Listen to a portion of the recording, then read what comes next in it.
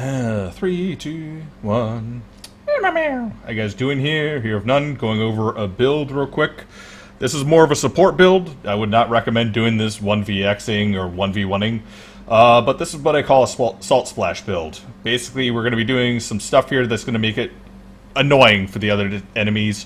We have powerful assault, which gives buffs to our teammates. We have Sentry, which reveals enemies, and we have Engine Guardian, which is going to give us some recovery, or we can go with Velidreth to give us more damage, because both of those are pretty meta right now. I currently have Derpy Muffins over here with me as my guinea pig to show off stuff. Say hi, Derpy. Hi! Yay. So, Derpy, would you mind going in stealth for me? Okay. Okay, so we saw how far that was there.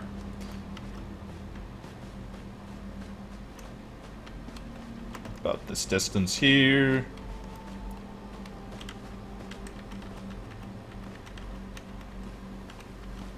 Okay, so right here. 1, 2.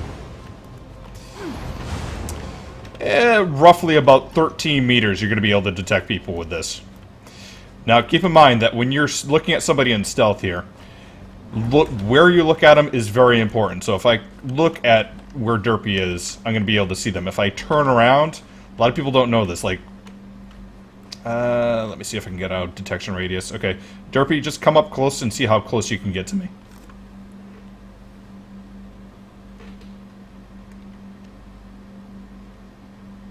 Oh, I can get right up on you if you're turned around. Yep, this is what most people don't know. Depending on where your character's looking, that's where you actually going to self-detect. So, while I have 13 meters in front of me here, behind me, it's almost impossible to see somebody. Like, I have to turn around and then, boop, oh, there they are. So if you're ever wondering why you can't find that Nightblade, it's probably because they're right behind you and you can't see it. So typically when you're searching for something, just do a quick turn like this. Turn your character. Don't just turn the camera. That's not going to do it. But now, the other great thing with this, if you keep on going back,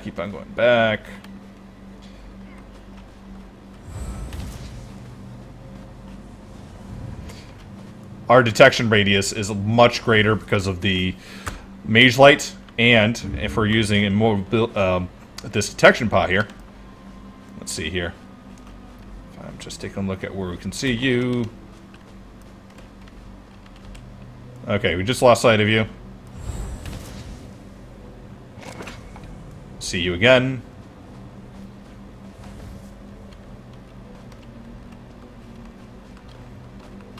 Still see you, still see you, still see you.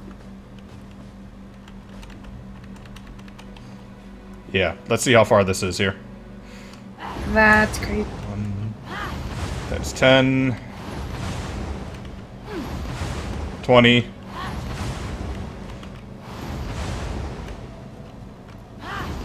30. Yeah, that's 35 meters of detection. All with Sentry set, because that's increasing our detection radius by a good 20% on top of it. Or, sorry, 50% on top of it. And with standard detection pots, you're going to be looking at... Oh, sorry about that. I'm going to hear what pull this up here. You're going to be looking at a detection radius of 20 meters plus 50% on top of that, which is going to give you that extra 10 meters that you're looking at there.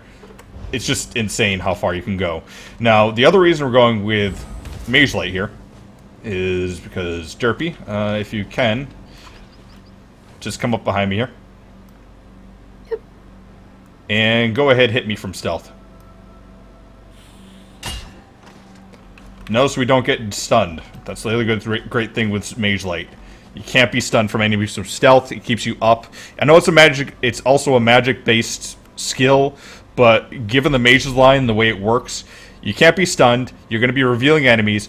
Also, if you have your mage's guild all the way up, you're going to be able to use Might of the Guild, which basically gives you an extra, it gives you empower whenever you cast a magic ability for five extra seconds there. Now, we're currently, for my skills, I usually don't keep Ringer Preservation. We're just keeping this on because spacing-wise, the radius is 5 meters, and when I have to show this off, it's easier to do that. But typically, we're in a Zerg type situation here. We're going to be using this setup here. First is puncture.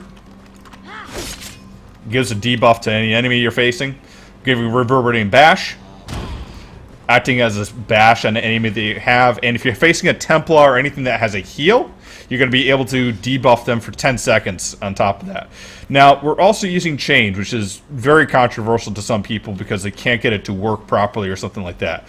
Well, there is a few rules to change that you have to realize. One, if you're going up or down or something else like that, it doesn't always work the way that you want it to. So I'm a little bit at a incline here, so I should be able to pull just fine. But Derp, you mind standing about here? Sure. Coming back down, coming back down. So you can see I can pull down pretty far. Now, just stay right there.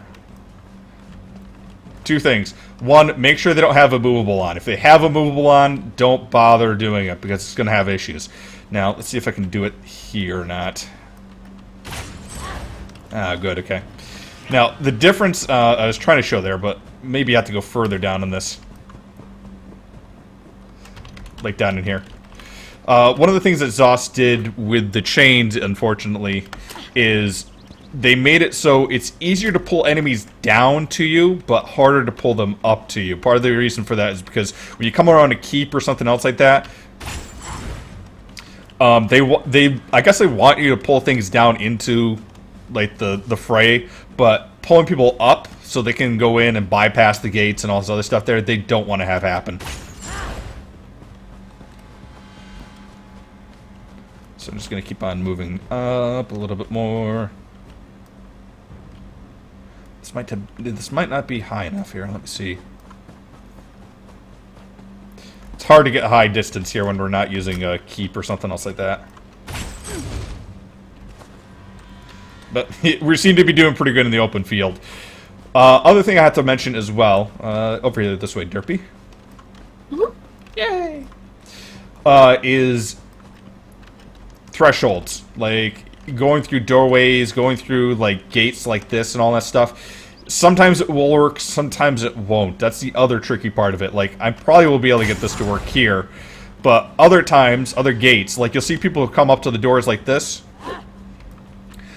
and you won't be able to do anything to them. Like, for some reason, there's something that just keeps you from doing anything to get them.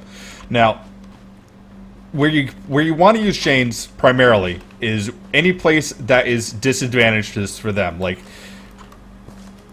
don't just use it to use it, because if I go ahead and pull Derpy down here, she's going to be able to go to the left, go to the right, go anywhere that she wants to, including back to that door up there, where she can get escape or do whatever. Go ahead back up to that door, Derpy. Now, if I go ahead and try pulling here, this is a very good spot. Why? Because most times when people are not paying attention, you get somebody good on a chain, the immediate reaction when you pull them is to roll dodge away. And if you just roll dodge away in this position right here, guess where they're going to roll dodge into? Right into a wall. Useless. Now they have to go all the way around, come around, do all this stuff back to get to their spot. And usually if you have your teammates on the ball, you're going to kill them pretty quickly. So typically with this build, we're going to go ahead and pull. Oh, that's just, I should also mention as well. If you see them blocking, if you see them with that CC, don't bother pulling. Wait for your situation here. Give a light attack, give a reverb. Even though they're CC immune to your reverb, give it anyways, because if they have a Templar or something else, they're going to start spamming Vigor as soon as this happens and try to heal themselves. That 10-second Major Defile is going to help you. And actually, it's even better when you put it onto them when they're CC'd, because a Templar, they look for that stun that comes with reverb, and if you don't give them that stun, they're going to think, well, that was just a standard shield bash. I don't need to purge myself or anything else like that. Now, The other reason that we have the magelight as well, I should mention, is because if they're CC behind us like we had before,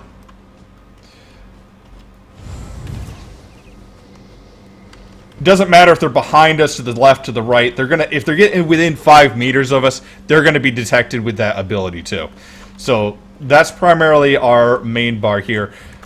I should mention as well, I also use corrosive armor on mine. You can go with something else like Warhorn to give your buddies a little bit more on top of it. But this is typically what we do. Now, if you're going to go solo build, but kind of want to tweak this a little bit more, you can take chains off, because chains, again, is mostly when you're running Zergs. When you're running alongside groups, when you're running kind of kitty corner to them and all that stuff, you can use your unrelenting grip and pull them into you. But if you don't have somebody else in there, it's kind of useless, to be honest, because it's better for getting people out of position, but not great for anything else on top of that. If you want to swap it up, I'd recommend actually taking the venomous claw that we have on our two-handed bar and then putting that over onto our one-handed bar side. So your rotation there would be just pierce armor, reverberating bash, your talons, and then just keep on using pierced armor over and over again until they're in execute range, and then swap over to your two-hander. Now, on the two-hander side, typically we're going with evade and rally, because those are so meta and so used on so many things here.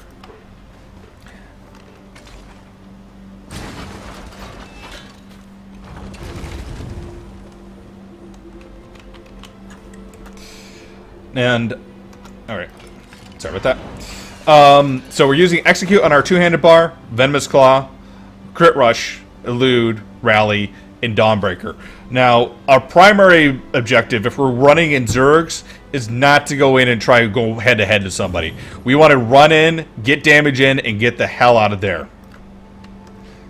So, for example, we're trying to get, we see that Speaks from Serpents has gone down to maybe just 50%. We want to get the execute in quick. We're going to trick charge in. Put the dots on. Give executes if they're ready to die. If they're not ready to die, back off. Get back with your Zerg. That's it. Frickick. Thank you for this follow, man.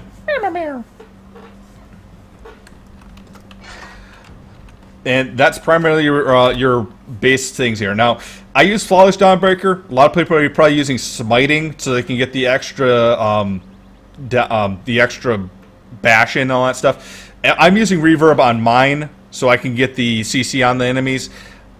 However you want to run it, I'd say. If you want to go ahead and you want to run Smiting because you use PvP more, that's fine. If you're running PvE, I think Dawnbreaker is just as fine. People won't be purging as much if they're not using add-ons. So use Dawnbreaker plus your Venomous Claw, and then just keep on them with your Pierce Armor and Reverberating Bash as much as you can. You should be fine with that as well. If you want to switch it up and you're going to take Venomous Claw and put it onto the Sword and Board line, then go ahead and put on Igneous Shield, which will also help you. Or you can also put on Fossilize. Either one of these will help on your build overall. As for potions, you can take a look in few tutorials on how to make these. I usually go with immovability, stealth detection, and then magicka. Yes, we're a stamina build, but these really do help, because if I'm looking for enemies on this bar here, I want to be able to use chains as much as possible, and that extra magic boost really does help.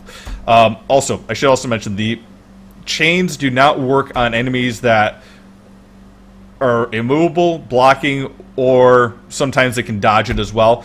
If they're immovable, you're going to get your magic back. If they block, or if they are dodging it, you're not going to get your magic back. So those are two situations you kind of want to watch out for, because it's not going to help you at all with that.